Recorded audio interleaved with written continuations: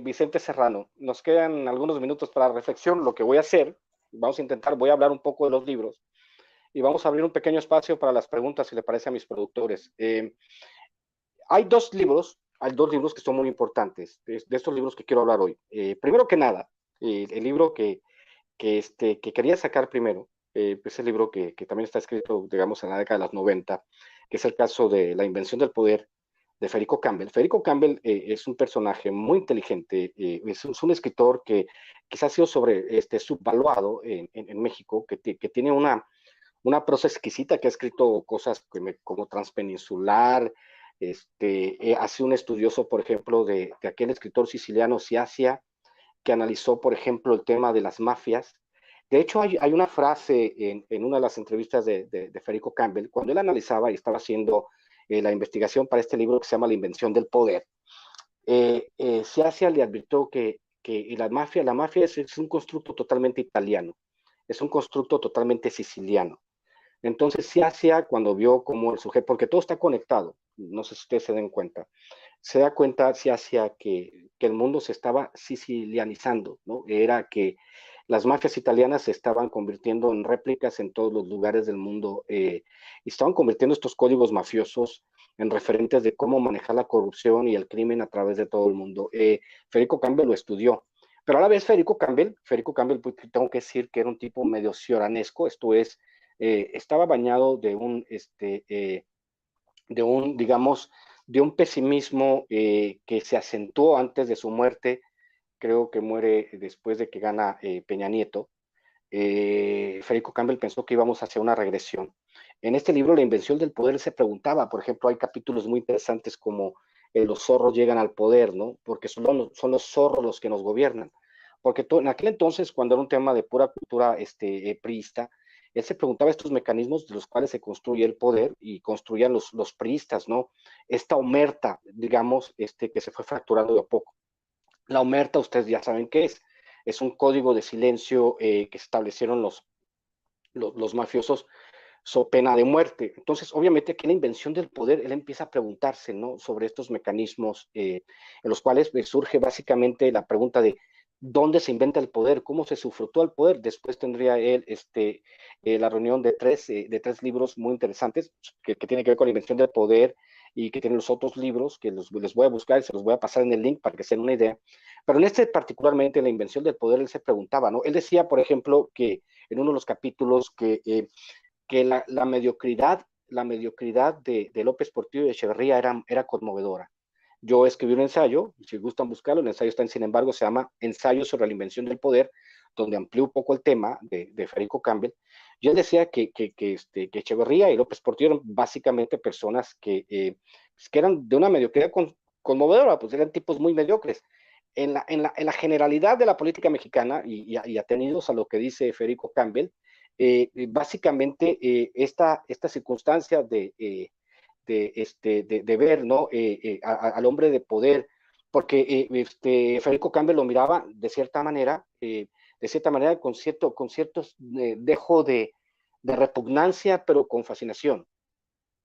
Entonces, esta fascinación y este disgusto que le causaba a la gente de poder a Federico Campbell, pues lo tradujo en literatura. Y esta parte tan importante, donde Federico Campbell se empieza a preguntar qué es el prismo, con qué se come, por qué estos códigos de silencio, la omerta. Y también tenemos la otra parte, tenemos el otro libro, y les voy a decir por qué es tan importante el otro libro de mexicanidad y esquizofrenia de Agustín Basabe, que les digo que es un ensayista excelso. Agustín Basabe decía que a través de sus viajes al exterior, en Latinoamérica, le sorprendía mucho una circunstancia única, y esta circunstancia única era se hablaba con mucha reverencia de la Constitución, del poder, vamos, que no es una característica única de los mexicanos hablar con mucha reverencia de la Constitución, de las leyes. Él decía que esto es un signo de esquizofrenia. Hay que ser esquizofrénico para hablar con tanta reverencia. Lo hemos visto esta semana con el caso que está de moda, con Anaya, porque este es el punto con el que quiero cerrar esta pequeña reflexión. Llegamos a este punto. Anaya es un esquizofrénico por las condiciones por las condiciones en las cuales él defiende todo el fraude que hizo y toda la trampa y todo el tráfico de influencias. Eh, este, Agustín Basabe en Mexicanidad y Esquizofrenia habla de nosotros los mexicanos como seres bifrontes. Nos llama, de hecho, inventa un neologismo que se llama mexicano, que habla de Jano, el dios de las dos caras. Los mexicanos vivimos esta dualidad, esta circunstancia tan extraña, que nos dice que vivimos los mexicanos en esta extraña dualidad y que estas formas esquizofrénicas de representarse a sí mismo son fruto de esta dualidad entre lo bueno y lo malo, entre lo normal y lo esquizofrénico. Entonces, por eso yo a ustedes en este público, ya para cerrar esta pequeña reflexión de este domingo, los invito a que entiendan o que compren este par de libros. Si entiende usted lo que sucede en la invención del poder y entienden lo que sucede en mexicanidad y esquizofrenia, me imagino que ustedes van a salir fortalecidos, aunque claro está, Agustín Basabe tiene sus críticos más que Federico Campbell.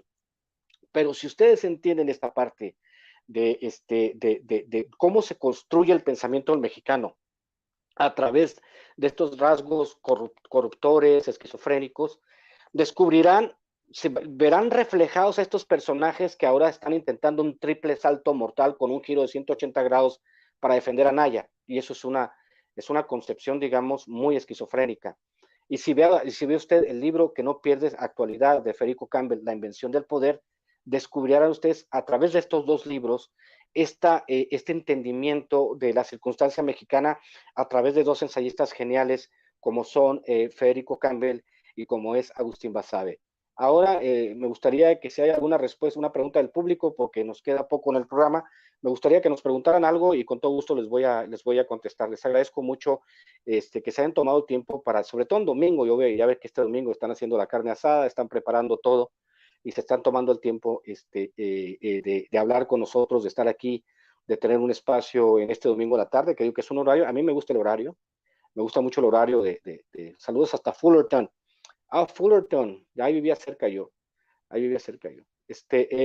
Para las personas que estén interesadas en hacer un comentario, alguna pregunta, nos quedan tres minutos de programa y me gustaría que si alguien tiene alguna pregunta, si mis productores me pueden mandar una pregunta muy interesante. Yo leí Pretexta de Federico Campbell y tanto la estructura del libro como el personaje tiene un desdoblamiento justo que raya en la esquizofrenia, una novela experimental.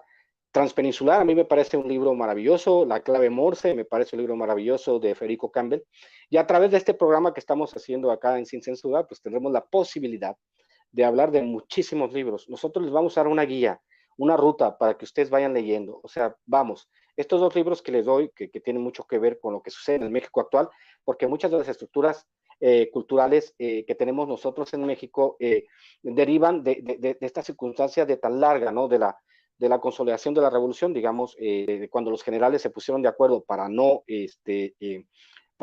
terminar con las elecciones a balazos, hasta los cachorros de la revolución, y pues llegamos hasta los tecnócratas, después los tecnócratas, pues llegan los neoliberales, que son los que acaban con este país e intentan venderlo en pedazos, ¿no? Entonces, señores, les agradezco muchísimo el que han estado con nosotros, los invito a que compartan este programa desde el principio, que sepan que este va a ser un espacio seguro los fines de semana, y pues manden sus apoyos, manden sus superchats, manden sus corazones peñaletistas, les voy a mandar. Sigan mi canal, Ramiro Padilla Tondo. El lunes tendremos un enlace con Miguel Martín, estaremos hablando de la novela de Pedro Páramo. El miércoles tendremos a través de mi canal y del canal del profesor López Almejo, tendremos una entrevista con Paco Ignacio Taibo para hablar de los libros que está exponiendo el Fondo de Cultura Económica en México, que es una maravilla la colección que está haciendo, acercar estos libros a muy bajo precio a las personas para que sigan despertando esta curiosidad lectora. Y pues ya saben, el martes de la noche, la mejor mesa del internet, que es César Gutiérrez, Vicente Serrano y yo, los miércoles en mi espacio en Sin Censura, alrededor de las 12:40 de mediodía, y pues el jueves tendremos el programa con mi querido César Gutiérrez Priego, y pues ya el viernes tenemos el programa de los desvelados con Braulio Serrano, Rafita Herrera y los demás. Les agradezco mucho el que se hayan tomado tiempo de estar con nosotros, y nos vemos el próximo domingo. El próximo domingo les tendré una sorpresa, tendré un intelectual, un lingüista, una persona muy inteligente que queremos atraer al espacio sin censura, y se darán cuenta por qué lo digo. El tipo habla 5 idiomas, es un tipo muy inteligente y tiene muchas cosas que aportar en este país, ¿no? Entonces los invito, los libros están a través de Amazon, el Gandhi, Sanborns, librerías del Ermitaño, el Sótano, y pues en Estados Unidos a través de Amazon. Les agradezco mucho el placer de su atención y espero que este espacio que estamos creando hoy se convierta en un espacio de referencia, sobre todo con respecto a literatura y cómo la literatura converge en la política. Les agradezco mucho. Muchas gracias y que tengan una excelente tarde.